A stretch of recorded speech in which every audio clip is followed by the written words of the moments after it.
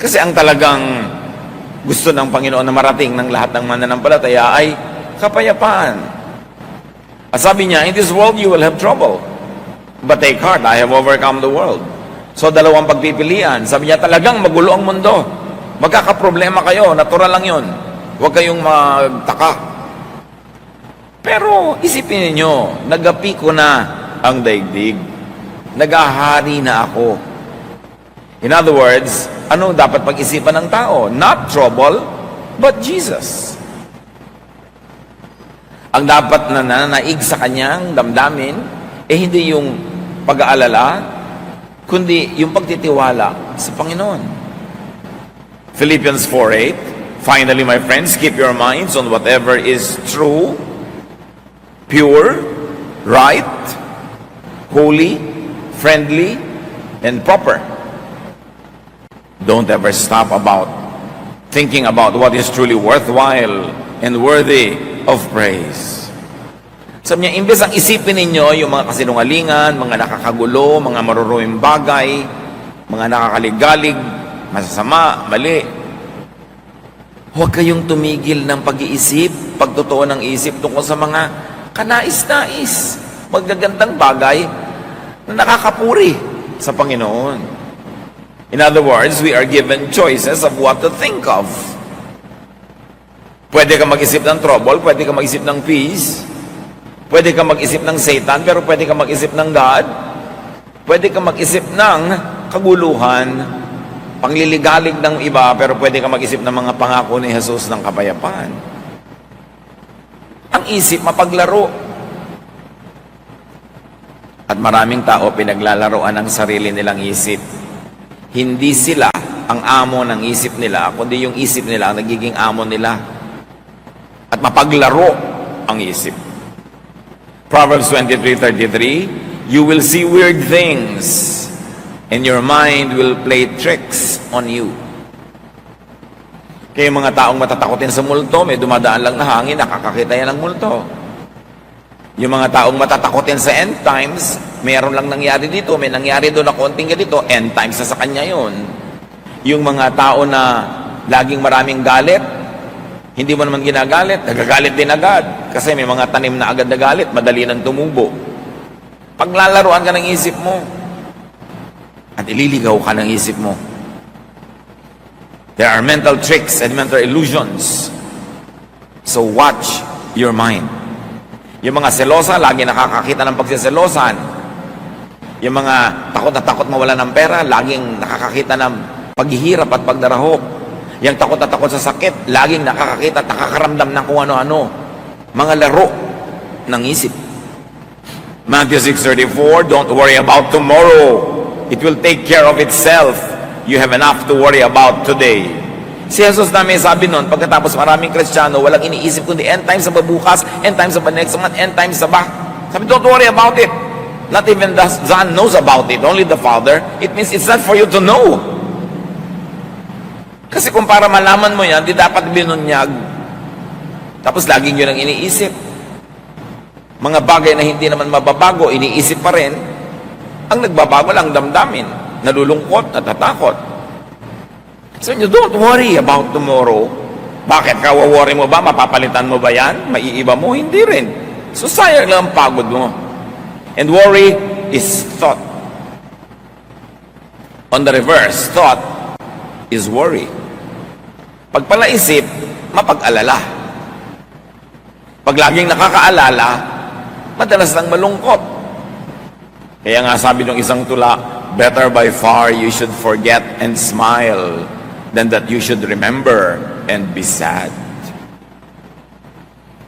Mabuti pa, nakakalimot. Merong mga nagmamahalan, magkalayo, magtatampo yung isa, huy, nakakalimutan mo na yata ako.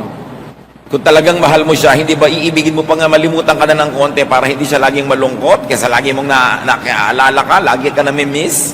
Tuwan-tuwa ka, yung ego mo, tuwan-tuwa, dahil lungkot na lungkot siya at wala ka. Ganun ba ang pagmamahal?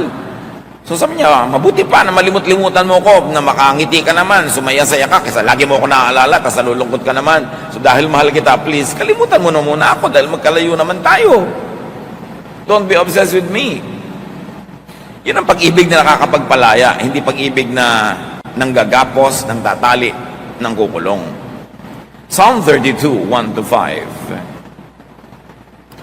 Our God, you bless everyone whose sins you forgive and wipe away. You bless them by saying, you told me your sins without trying to hide them, and now I forgive you. Before I confessed my sins, my bones felt limp, and I groaned all day long. Night and day your hand weighed heavily on me, and my strength was gone as in the summer heat. So, I confessed my sins and told them all to you, and I said, I'll tell the Lord each one of my sins. Then you forgave me and took away my guilt. Nandito na yung buong theology ng sin and forgiveness. Ang Diyos ang nag-aalok. Patatawarin ko kayo sa inyong mga kasalanan. Pupunasan ko, papawiin, aalisin ang bahid ng karumihan. Pagpapalain ko kayo. Ipinagtatapat nyo sa akin ang inyong mga kasalanan, hindi nyo itinatago, hindi nyo ipinagkakaila. Patatawarin ko kayo. Ganun kasimple ang deal ng Diyos sa atin. Until religious intercessors and priests stood between men and God and made the business of forgiveness complicated and expensive. Pero kung sa Diyos lang, may magtapat kayo sa akin, huwag kayong magkaila, patatawarin ko kayo, di matatanggal yung guilt nyo.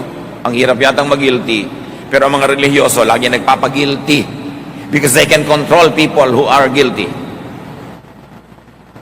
Pero ang Diyos, sabi niya, huwag niyong buhatin yung guilt nyo. Gusto ko maluwag ang loob nyo.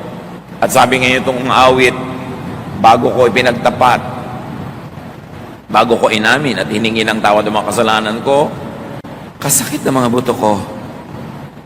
Para ako may bone cancer. Umaatungal ako araw-gabi sa sakit. Araw-gabi, napakabigat ng pasanin ko. At ang aking lakas ay parang sinisip-sip ng init ng tagaraw. Kaya naman, ipinagtapat ko sa Diyos sa aking mga kasalanan. Wala akong iniwan. Hiningi ko ng tawad. At pinatawad niya ako. Inalis niya ang aking heavy guilt feelings. Ang ministry ng Diyos mang-alis ng guilt. Ang ministry ng mga relihiyosong nagpapahirap ng buhay ng kapwa, magpagilty. Kumusta? Ang damdamin nyo ngayong oras na to, kayo ba'y punong-puno ng guilt o malaya, magaan? Hindi dahil holy kayo, hindi dahil tayo ay perfect, kundi dahil nagtatapat tayo sa Diyos at pinapatawad naman niya tayo, nagtatapat tayo. Mahirap na dala ng isip yung guilt. But guilt, forgiveness, peace are all thoughts. Nasa isip yan. Confess unto peace. Diretso sa Diyos. Hindi mo kailangan padaanin pa kung kani-kaninong tao yung confession mo. May bayad pa. Diretso sa Diyos. Yan ang gusto niya. Yan ang pinapalaya niya tayo. Hindi niya tayo hinahanapan ng perfection. Ang ginawa niya para mawala yung guilt natin, hindi siya nagre-require ng 100% holiness. Ipagtapat mo lang, ihingi mo ng tawad, and you are wiped clean. Not because you are clean, but because you are made clean by God, by God's kindness, and especially by God's kindness through the work of Jesus. Romans 8, 1-2. If you belong to Christ, you won't be punished. Tapos yung iba, takot na takot pa. Ay, Kristiyano na ako, pero nagkasala ako. Meron naman akong parusahan, tanggal na naman ang salvation ko. Sinabi na nga, if you belong to Christ, you won't be punished. Bakit ang kulit? Gustong-gusto yung may punishment. At gustong-gusto ng mga ibalang teacher, laging may punishment. Kasi ito yung may punishment, nagigilty ang mga tao. Ito yung nagigilty, mas madali silang pasunurin. If you belong to Jesus Christ, you won't be punished. Mahirap bang maintindihan yan? The Holy Spirit will give you life that comes from Christ Jesus, not from your own deeds, not from your own performance, but from Christ Jesus, and will set you free from sin and death. When you are freed from sin, it doesn't mean you are freed from committing sin, because kahit na kay Christ ka na, once in a while you fall and commit sin. So what does it mean you will be freed from sin? You will be freed from the punishment of sin, because Jesus took the punishment. And you will be freed from the guilt of sin, because when you know that when you confess of the Lord, He forgives, therefore you are free from the guilt and the punishment of sin. But no Christian is really free from the actual act of doing sin, because God knows that we are not perfect. God remembers that we are dust. Kaya naglagay siya ng daan para makabalik ang lahat ng nandadapa. Confession. If we confess our sins, He is faithful and just and will forgive us and will give us a renewed heart. Hindi yun mahirap maintindihan. Kawawa ang mga nasa Panginoon na lagi pang guilty, lagi pang natatakot, lagi pang nag-iisip na siya ay mapaparusahan, mawawala sa presensya ng Diyos, etc. Be free in Jesus, and freedom is thought. Again, nasa isip yan. Meanwhile, the thought of torture is punishment. Pag naiisip mong mapaparusahan ka, naiisip mong magugunaw ang mundo, maiisip mong dadali ka sa impyerno na naman, nasa Panginoon ka na, matutorture ka lang. Nawawala yung joy of your salvation, bagamat hindi nawawala yung salvation. Romans 6:14, don't let sin keep ruling your lives. You are ruled by God's kindness and not by the law. Hindi ang ibig sabihin ng don't let sin keep ruling your lives, dapat hindi ka na nagkakasala. Ang ibig sabihin nun, yes, nagkakasala ka pa rin, hindi ka talaga perfect, ang kapatid mo, ang mga kasama mo, magkakasala pa rin. Pero, huwag yung takot sa parusa ang maghari sa buhay nyo. Ang paghariin nyo sa buhay nyo ay ang Diyos, ang kanyang kabaitan, at hindi yung law na nagbibigay ng punishment. Romans 6:14, read it over and over again. Don't let sin keep ruling your lives. In other words, don't let the fear of sin and the guilt of sin keep ruling your lives. You are ruled by God's kindness, not by your perfection, not by the law, or not by obeying the law. It doesn't mean do not sin, but it only means do not be a slave of the fear of sin and punishment. But of course, it's always preferred that we minimize sin. You cannot be sinless, but you should sin less and less and less. That is desirable. But sinlessness is unattainable in this life. Sino man na mag-iisip noon ay laging mabibigo, laging magigilty, matotorture, wala yung peace. Kaya alam mo na hindi yun ang tamang reading eh. Kasi pag tama ang reading mo ng scripture at application, ang bunga, peace. Thought of sin is master. But the thought of life in Jesus is liberator and your new master. Anong kinalaman ng mga verses na yan sa gusto natin pag-usapan na discipline for peace of mind? Inisa-isa lang naman natin ang mga pwedeng magtanggal ng peace of mind, di ba? Anong disiplina ang kailangan natin para maghari yung peace of mind? Unawain ito. Thoughts become emotions, and emotions become blood chemistry. Pag may naisip ka, magiging emosyon yun. Either nakakalungkot ang naisip mo, lulungkot ka, nakakasaya, sasaya ka, nakakapagpaselos, magseselos ka, nakakapagpainggit, maiinggit ka. Basta may inisip ka, magkakaroon yun ng emotional equivalent in your system. And your emotion will change your blood chemistry. Napatunayan na ng siyensya yan. Kahit nga ang pag-iyak, bakit ang iyak ng iyak bago matulog, biglang ang sarap ng tulog? Kasi napatunayan na sa luha, kasama yung mga toxins, mga lason related to stress. Yung naninigas ang katawan mo, yung ikaw ay halos himatayin, yung hirap na hirap ka, yung toxin na yon lumalabas kasama ng luha. Kaya nalungkot ka, lumuha ka, lumabas yung toxin. Kaya yung mga hindi umiiyak, yung ayaw umiyak, nagtitigas-tigasan, yun na biglang naninigas eh. Kasi di na ilalabas yung emosyon. So, kung anong iniisip mo, magiging blood chemistry. Science has proven over and over that toxic thoughts show up as disease. Yung mga inggitera, selosa, mga inisin, masamain ng loob, magagalitin, mga laging may negative emotion, marami ang sakit. Kasi ang negative emotion changes blood chemistry, changes heartbeat, changes Yung mga blood vessel, sumisikip, humataas ang blood pressure mo, kaya ka nagkakasakit. Di ba sabi nga nila, pag umiibig pa daw, nagkakaroon tagyawat, yan ang dapat patunayan. Pero again, emotion turning into disease. Kasi umiibig siguro, laging puyat, ayan, napapabayaan ang kasarili. Lagi nakakalumbaba, yan naman kamay marumi, nagkakapimpol. Pwedeng ganun. But the general idea is this: your emotion affects your health. Negative thoughts trapped in the mind cause problems like high blood pressure, digestive troubles. Subukan ninyo na kayo magpapa-interview o kakanta o tutula o haharap sa public o gagawa ng something nakakanerbiyos, naninigas ang tiyan nyo, di ba? Para kayong sinuntok. O kaya, nagkakayo ka LBM, o kailangan punta sa toilet. Ninenervyos ka. Anong kinalaman sa digestive system mo? Meron. Negative emotions affect the digestive system. Di ba kaya nga kung nalulungkot ka, hindi ka makalulo ng pagkain, hindi ka makakain, hindi ka matunawan? Anong kinalaman ng tiyan mo doon sa boyfriend mo na nakita mong may ibang kaakbay sa mall? Bakit hindi ka makalulon? Anong kinalaman ng lalamunan mo doon? Meron. Kasi yung emotion mo nakaka-apekto sa iyong katawan. Pero yun namang biglang tinextan ka ng sangkaterbang I love you, nako, sarap-sarap mong nguya at kumain. Ang pangunguyakoy mo ay talagang wagas. Dahil sa text. Ano ba yung text? Letra.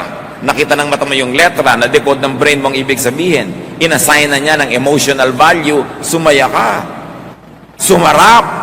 Ang napakatabang mong kinakain. Dahil sa iyong emosyon. Pero ano man ang sarap ng kinakain, naalala mo na yung boyfriend mo, iba kami ka-date na iba, naku, nawawala lang halaga lahat yan. Jeremiah 17:9, the heart is deceitful above all things and beyond cure. And read mind for heart. Talinghaga yun. Ang totoong tinutukoy dito, isip. Huwag padala sa isip. Kontrolin ang isip. Dinadala ka ng isip mo sa matatakot ka, dinadala ka sa magsiselos ka, dinadala ka sa magagalit ka, huwag kang padala, siya ang kontrolin mo. Proverbs 23:33, you will see weird things and your mind will play tricks on you. May nakita ka lang halimbawang kung anong papel na may telephone number sa bulsa ng iyong asawa. Your mind will play tricks. Kung ano-ano na ang mangyayaring kwento niya, buong-buo na yon. Kahit saan sila nag-check-in, anong minerienda nila, gano'n sila katagal magkasama. Dahil paglalaroan ka ng isip mo, dadalin ka actually sa gusto mong puntahan. Alam naman ng isip mo kasi yung takbo ng utak mo, kaya doon ka na niya dadalin. Kaya kung saan mo gusto papuntahin yung isip mo, mag-practice ka na doon nagpupunta yung iniisip mo. Kasi dadalin ka nun automatically when you are not in control. What you think of, you see. You imagine, you dream of. That's why dreams could become your realities. Pagka nabubuhay ka sa pantasya. Marami mga tao dahil sa fantasy, may pinafantasize sila isang tao na gustong-gusto nila, ini-imagine nila na gusto din sila. Hindi naman sila man lang kilala. May mga tao na sa public places, pag may mga kasama silang laging nandun din, mga opisina siguro, mga restaurant, o mga public places like this, napapansin nila na yung crush nila laging doon nakatingin, doon sila uupo. Tapos sasabihin, nakita mo, tingin ang tingin sa akin. They create their illusions. Paano hindi ka makikita? Kahit saan lumingon, nakabalandra yung mukha mo doon. Kung dadaan sa ganitong koridor, nakakalat ka doon. Dadaan sa ganong hagdan, nandun ka. Tapos sasabihin mo, sinusundan-sundan ka. Illusion. Dapat kinikilala mo kung ano yung illusion, ano yung realidad, para nakatungtong ka sa lupa. Thoughts could become lifestyle. Pag nag-iisip ka lagi na magugunaw na ang mundo bukas, hindi ka na magtatrabaho. Papamigay mo na yung mga property mo. Tapos hindi naman nagunaw, wala ka ngayong property, sorry ka na lang. Paano bang magunaw na may property ka pa rin? Bakit naman masama ba yun? Magugunaw na ang mundo, magbibitiw na ako sa trabaho, hindi ko na papapasukin sa school ang mga anak ko. Bakit? Mas mababang maabutan ng pagkagunaw ng mundo yung anak mo na nasa school? Pagka lagi mong iniisip, it will become your lifestyle. Thoughts could become actions, habits, behavior, character. Kaya pag lagi mong iniisip na ang Diyos masungit, godly ka, magiging masungit ka. Pag iniisip mo ang Diyos lagi nanguhusga ng kapwa, ikaw din, nanghusga ka ng husga. Kasi nang iniisip mo tungkol sa Diyos, nire-reflect mo ngayon sa buhay mo. What do you think of God? Ano bang iniisip niyo tungkol sa Diyos? Na gusto niyo ngayong i-model? Pagka ang iniisip mo ang Diyos, yung nakakakita nagkakamali, lagi niyang sinisita, mahilig ka ngayong manita. Pero kung iniisip mo na ang Diyos, mahilig magpatawad, nagiging mapagpatawad ka rin. What do you think of God determines your behavior. Nagiging salamin ka ng iyong isip at nakikita ng kapwa kung anong iniisip mo sa pamamagitan ng iyong mga kilos. Mark 7:20-23, Jesus said, "What comes from your heart is what makes you unclean. Out of your heart come evil thoughts. All this come from your heart, and they are what make you unfit to worship God."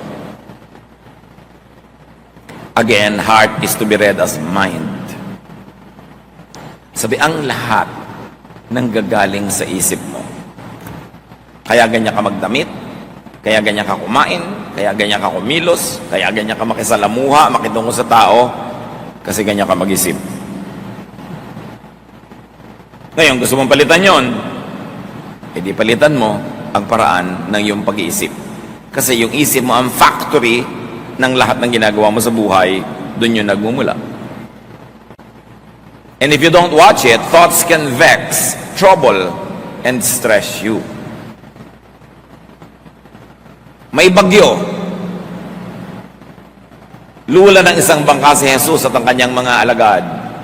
The same bagyo, the same bangka. Group 1, worried yung mga disciples. Group 2, nag-iisa si Jesus, sleeping. Magkaiba kasi sila ng iniisip tungkol doon sa bagyo eh. So merong relaxed. Kumisan nga, ibig-ibig mong mainggit doon sa mga taong sobrang relaxed. Wala na kayong pambayad sa kuryente, yung asawa mo, relax pa eh. Ikaw worried na. Diba? Wala kayong kakainin bukas, walang pang-enroll ang mga bata, yung asawa mo relaxed. Ikaw, ngarag. 20 years later, pareho pa rin kayong buhay, pero ikaw, pumangit, tumanda. Siya, relaxed pa rin. Kaya gusto mong ibig sabihin, mabuti pa yata itong ganitong sobrang relax eh. Ako, pagod na pagod dito. Yun ang blessing sa mga relax. May mga pagod na pagod to keep them relaxed. Eh, sobra ka kasing responsible. Wala pala kayong kakainin, wala siyang ginagawa, subukan mong wala rin gawin. Pag pareho kayo nagutom, may gagawin na rin yan eh. Eh, lagi mo kasi sinasagot yung problema, sinasalo eh, di nagre-relax siya. Yung kapatid mo, sobrang relax kasi umaasa sa'yo. Nag-asawa, umaasa sa'yo. Nagkaanak, umaasa sa'yo. Pagod na pagod ka. Subukan mong gutumin niya mga yan pag hindi kumilos.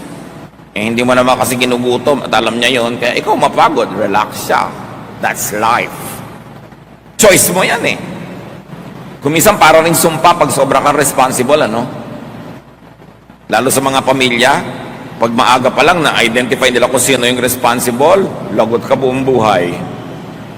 Magpapabaya sila kasi alam mong di mo matitiis. Subukan mong tiisin. Baguhin mo yung pag-iisip. Hindi reklamo ka ng reklamo, tamad-tamad ng kapatid ko, tamad-tamad ng ganito. Eh, lagi mo kasi sinasalo, hayaan mo malaglag. Pag hindi nagbago ng pag-iisip yan. Minsan yung mga sobrang responsible, nagiging konsentidor na eh.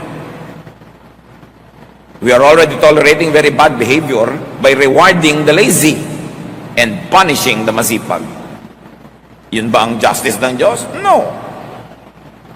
If you're always troubled in spirit, identify why.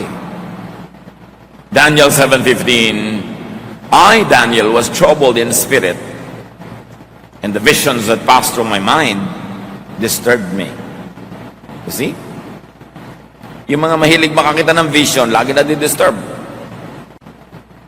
Well, once in a while, there are people who are really given visions so they could warn others. But most of the time, hindi naman vision yan eh. Subdivision, guni-guni. Marami mga self-appointed prophets, nakakakita ng demonyo kahit sa tasa ng tiya.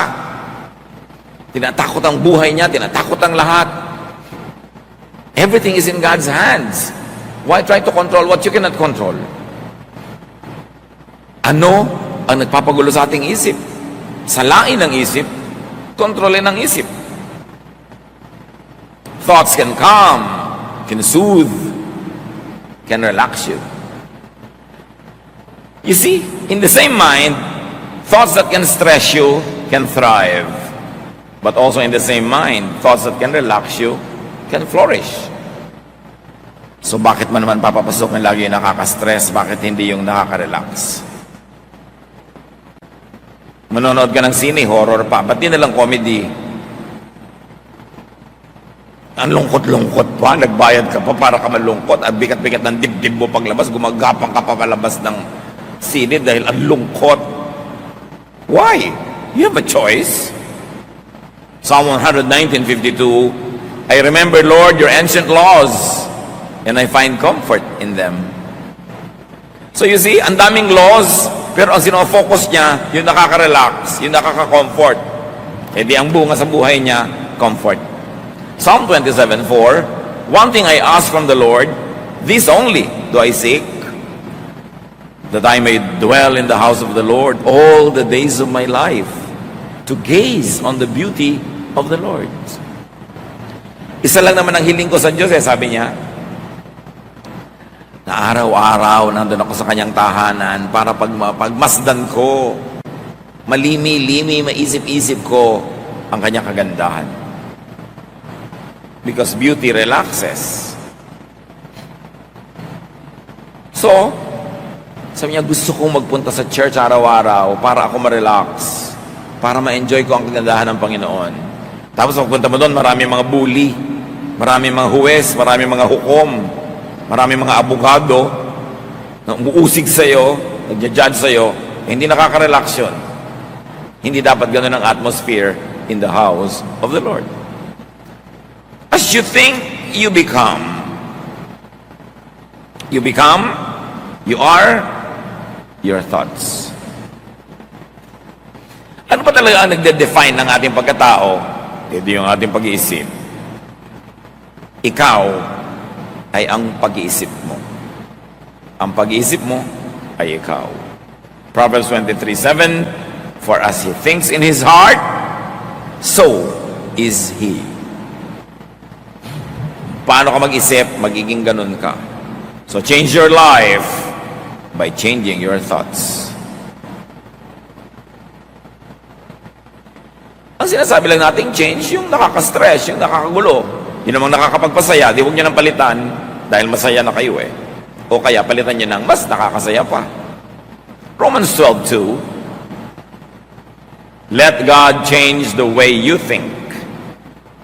Then you will know how to do everything that is good and pleasing to Him. Gusto ng Diyos, relax ka, peaceful. Ayaw niya na ikaw ay stressed and vexed and troubled and afraid. Hindi business ng Diyos manakot. Business niyang magpatahan ng umiiyak, magpapayapa, umalo-alo para tayo matahimik. 1 Corinthians 14:20, stop thinking like children. In regard to evil, be infants. But in your thinking, be adults. Grow up. Tigilan ang pag-iisip bata, lalo't hindi ka na talaga bata. Baguhin ang pamamaraan. Sabi ni Paul, when I was a child, I thought like a child, I spoke like a child, I reasoned like a child. But now that I'm a man, I gave up childish ways. Ganon din tayo sa ating spiritualidad. Dapat mag-mature. Change what gives you trouble. Change the way you think so that you will be happier. You will be more peaceful. Think your way into mental, emotional, and physical rest. Yung kapahingahan, parang isang pupuntahan. Yung pag-iisip, yun yung ruta na dinadaanan mo. Mag-isip ka sa paraan, ang ending, restful. Ang ending, relaxing. So think your way into rest, into relaxation, into peace, into serenity. 2 Corinthians 10:5, we demolish arguments and every pretension that sets itself up against the knowledge of God, and we take captive every thought to make it obedient to Christ. Ginigiba namin ang lahat ng anumang pangangatwiran at mga pagkukunwari na bumabangga sa tunay na pagkakilala sa Diyos. At ipinabibihag namin ang anumang iniisip namin kay Kristo. Binibihag, ginagapi, kinukulong, ginagapos namin aming utak para ito pasunurin kay Kristo, hindi kay Satan. At hindi lang yun tungkol sa paggawa ng kabanalan at mga karelihiyosohan. Yun ay tungkol sa paghahanap ng tunay na kapayapaan, katahimikan, pahinga na siyang ibig-ibigay ng Diyos sa pamamagitan ni Jesus. Binabangga, dinudurog namin ng anumang mga pagpapunwari na karunungang makadiyos. Pero kung ang ending nakakagulo, nakakapagpagulo, nakakatakot, hindi yan galing sa Diyos, binabangga, dinudurog namin yan. Iyan ay isang pagkukunwari.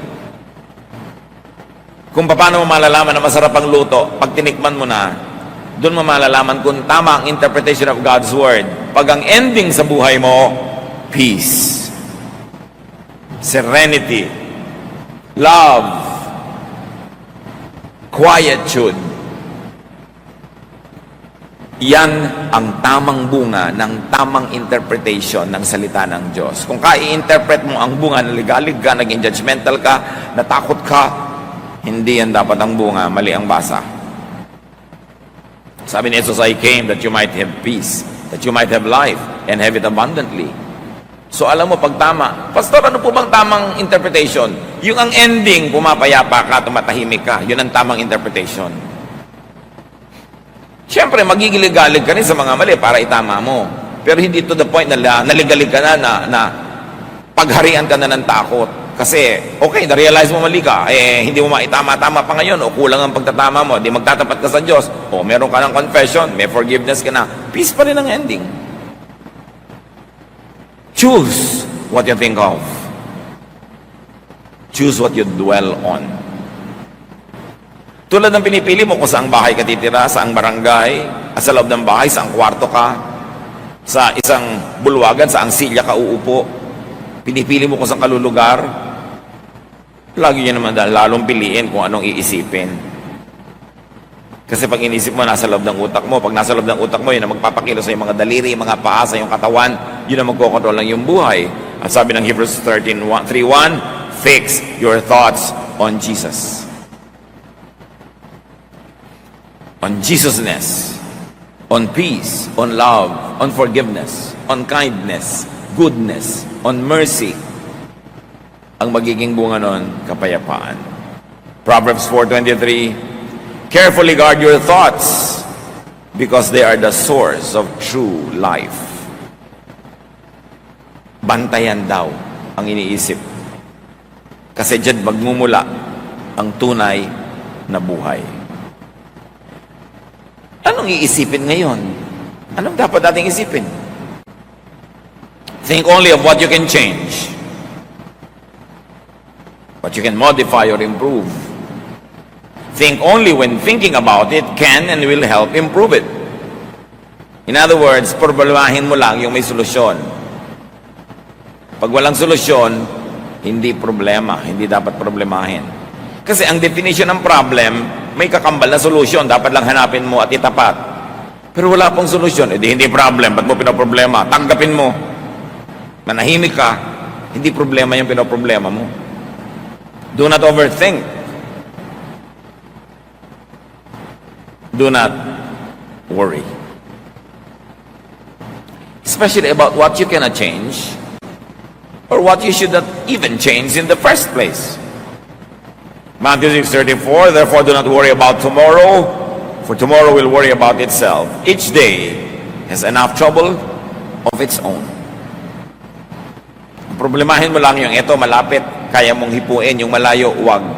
Hindi mo nga alam kung darating yung malayo. Do not overthink about what cannot be changed. Yung anak ko po ayaw magbago. Hindi wag mong baguhin. Ayaw palang magbago eh. Bakit mo pinoproblema? Ang asawa ko po ayaw magbago. Ginawa ko na lahat. Di tumigil ka ng kagagawa. Napapagod ka lang pala. Hindi naman nagbabago. Mahirap pag-isipin yun. Kailangan po bang i-memorize yan? Binabago mo yung ayaw magbago? Hindi bumabagga ka sa bundok, sa pader, napapagod ka. Do not think and overthink about what could only be accepted. At least at the moment.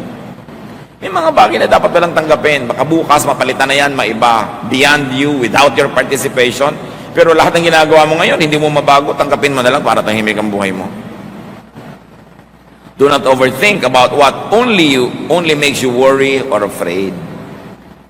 Kung kaiisip ang bunga, nagwo-worry ka, natatakot ka, which translates to become a disease, remember, idilugi ka.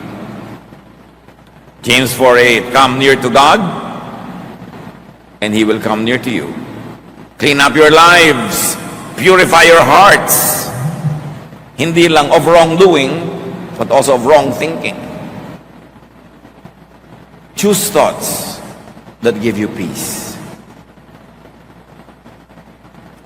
Pastor, hindi na po talaga masolve kung ang sa end times po ba, pre-trib, mid-trib, or post-trib.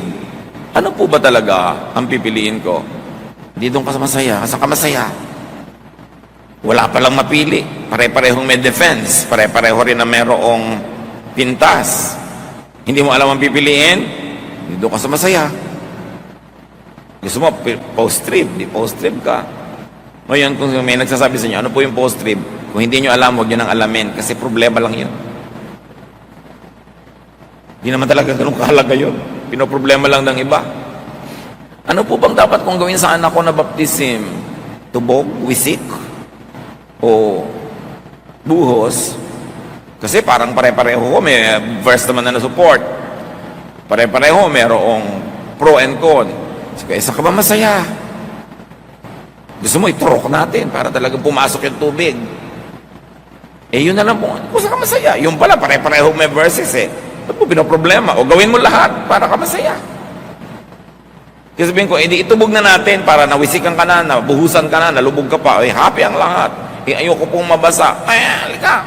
Uibisikan na lang kita. Gusto mo? Pa kailangan gawin napakalaking problema yan? Nakakapagtayo ng mga sekta at mga kongregasyon based only on the mode of baptism. Ang galing gumawa ng problema ng mga anak ng Diyos. Maghati-hati at magpagalingan. Kami tama, kayo mali. Sa akin, isang balding tubig ang binuho sa'yo, isang baso lang. Mas banal ako sa'yo. Ganun. Ang mga musician ng church namin, puro maiksi ang buhok sa inyo, may mahaba. Bakit? Yung bang maiksi ang buhok ng musician nyo? Mas banal sa mga musician naming nakapusod. Nakakabanal ba talaga yan? Yung hiksi at haba na yan? Bakit big deal? We become majors of minors. We problematize everything. Hindi tuloy peaceful ang church life. Choose thoughts that give you peace. Philippians 4:8. Keep your minds on whatever is true, pure, right, holy, friendly, and proper. Don't ever stop thinking about what is truly worthwhile and worthy of praise. Piliin ang iisipin, piliin ang poproblemahin. Avoid thoughts that vex, that trouble, that agitate. Iwasan yung nakakapagpagulo,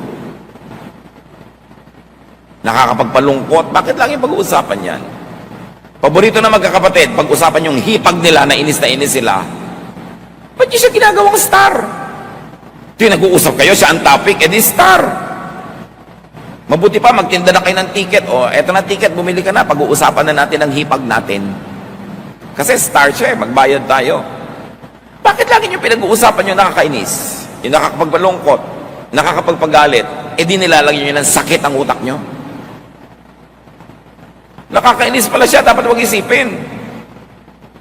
Kasi yung iniisip, lalo siya nagwawagi.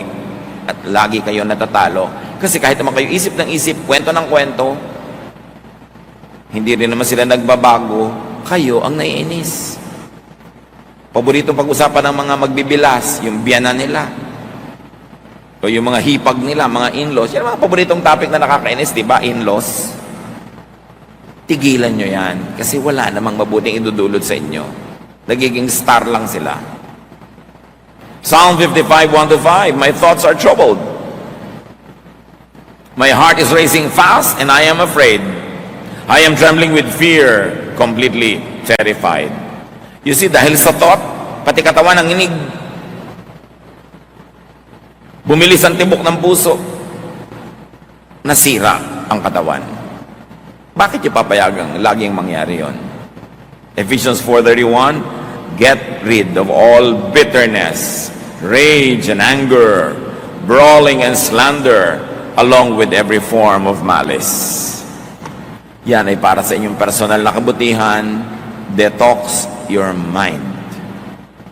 Marami naman nagde-detoxan ng katawan nila, umiinom ng pang-detox, nagpapatulok ng pang-detox, pero hindi binabantayan kung anong iniisip. Itong pinakamaraming toxic elements na pumapasok.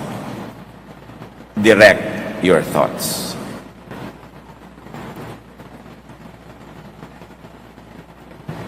Turuan, utusan, akayin ang isip. Colossians 3:2, set your mind on things above, not on earthly things.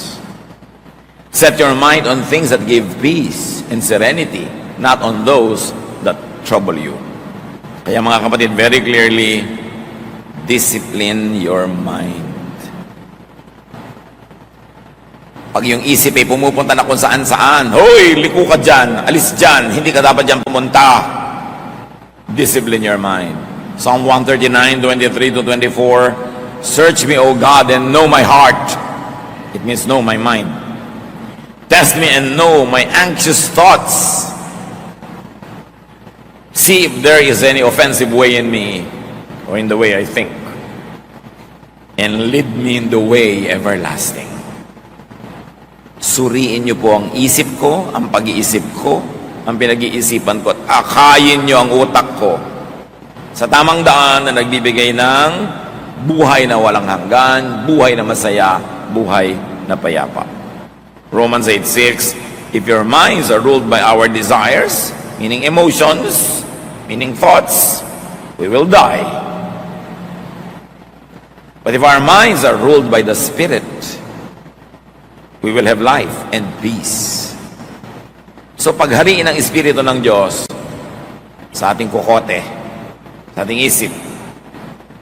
Proverbs 15:32, those who disregard discipline despise themselves, but one who heeds correction gains understanding. Discipline in thinking is very important.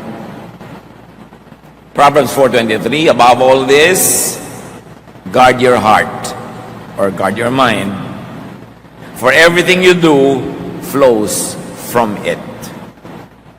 Bantayan ang isip kasi lahat ng ginagawa nyo doon nagmumula. Nandiyan kayo ngayon kasi diyan nyo pinapunta ang inyong isip.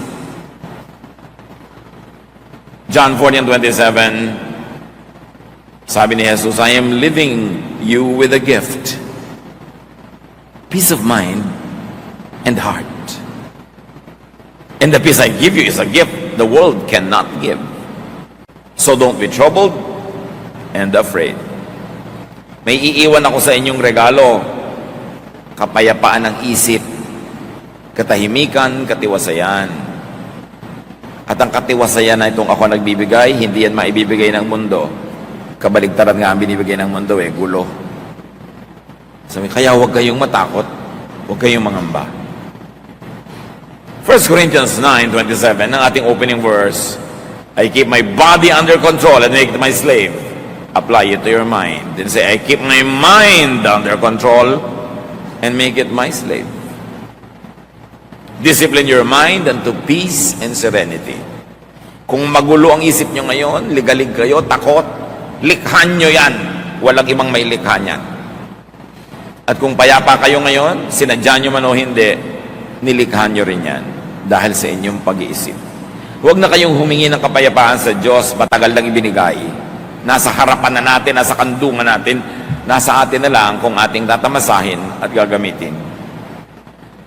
Sayang ang buhay na puro gulo ng isip, puro takot, puro pangamba, di naman naiiba. Sabi ni Lord, huwag kayong masurprise sa may trouble. In this world, you will have trouble. Natural, may trouble. Huwag niyo isipin, ay, may trouble, bakit may trouble? Natural, meron. Pero, ako ang isipin nyo, napagtagumpayan ko na ang lahat ng yan, at ang aking tagumpay ay inyo ring tagumpay, tamasahin nyo ito. Enjoy a life of peace. Trust in God through Jesus. Change the way you think, and have a better life. Dear Lord, we thank you that we can enjoy peace because of Jesus and because of your love. Gisingin nyo kami. Pukawin nyo ang aming isip. At suriin namin ang aming mga sariling paraan ng pag-iisip na nagbubunga ng kaligayahan o kalungkutan, katiwasayan o ligalig o magabag. Kami rin ang may gawa nito. Turuan nyo kaming suriin ang aming sarili at isuko ang aming pag-iisip sa inyo, Panginoon, sa Espiritong Banal, nang ang maging bunga kapayapaan.